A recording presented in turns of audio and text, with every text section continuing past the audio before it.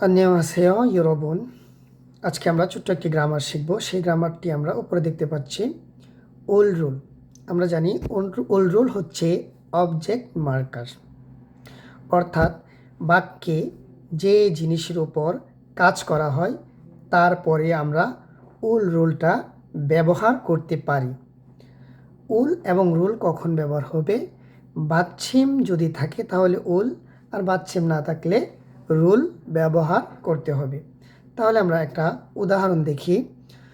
저는 한국어를 공부해요. 저는 한국어를 공부해요. আমি কোরিয়ান ভাষা শিখি। এখানে ভাষা শেখার উপর জোর দেওয়া হয়েছে, যার কারণে রুল ব্যবহার করা হয়েছে। আরেকটা উদাহরণ, 저는 밥을 먹어요. 저는 밥을 먹어요. আমি ভাত খাই।